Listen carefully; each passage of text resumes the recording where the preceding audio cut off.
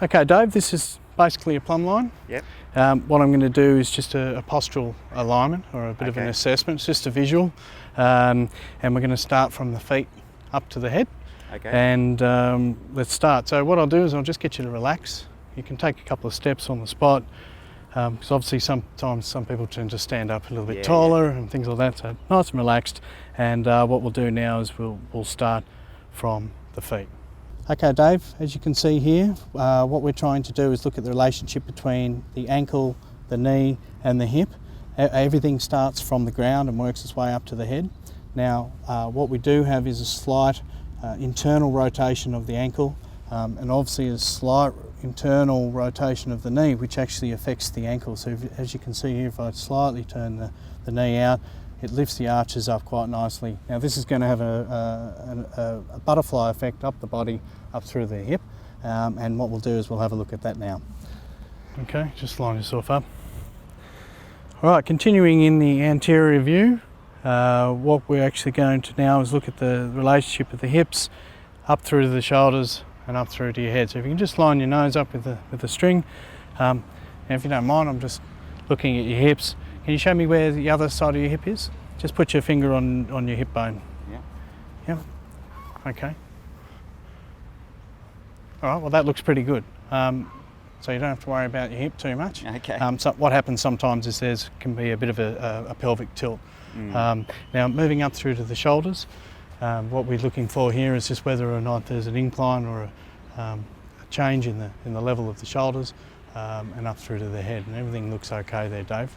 All right, so what we'll do now is we'll work to the posterior view. Now, one other thing that we look for is the actual rotation of the hands. Yep. And how they actually sit on your body. This is actually a normal position if your thumb's actually facing towards the camera, as it is. Some people are actually pronounced like that or actually closed like this. However, we want it to be in a nice relaxed position. Okay. Very good.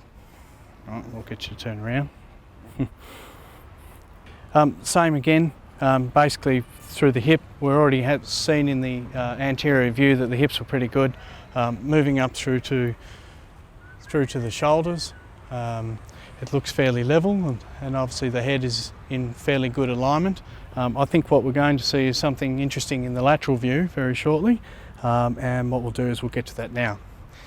As we saw in the anterior view, there was a slight internal rotation in Dave's feet. Obviously that's going to have an effect. We can also see that his toes are actually pointed out in his left foot. Just stand up, walk on the spot for me, Dave. Just very good. Okay, just slightly made a bit of adjustment there. And obviously what we're going to do is adapt some exercises into the program just to be aware of this particular position of his feet and see if we can make some, not necessarily changes, but some adjustments over time. Very good. Now what we want, Dave, is so I'll just get you to come a little bit closer. We'll just line this ankle up with the plumb bob. So just move your foot forward a little bit. Very good. Okay. Now, same applies. We're looking for the relationship between the ankle, the knee, and all the way up to the hip, and obviously up towards the head, because they're all connected, and we start at the feet.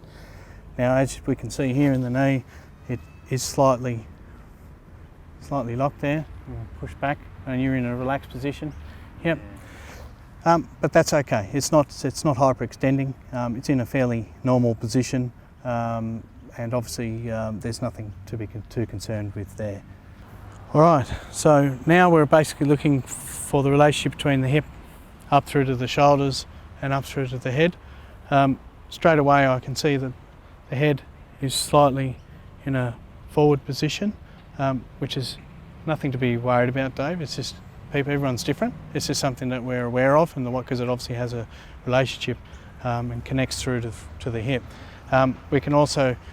We also look for in this position any S-bends or curve bends which relate to scoliosis. From what I can see, you don't have that, so it's all okay. Okay. And even then, even if you did, all it means is that we'd take that into account and be aware of it when we're actually doing our training, and especially for me when I'm developing programs. Sure. All right. Okay. Very good. Done. Now, from that basic assessment where we use the lateral, posterior and anterior view of Dave and using the plumb bob, we've been able to ascertain some information. Now this information is used to formulate probably the most appropriate program for him, which will allow us to implement some strength and balance programs, which I can see I wouldn't necessarily have to take into account too much, because Dave is in a fairly good physical position, as I'd say. And so what we can do now is progress forward to the next assessment stage.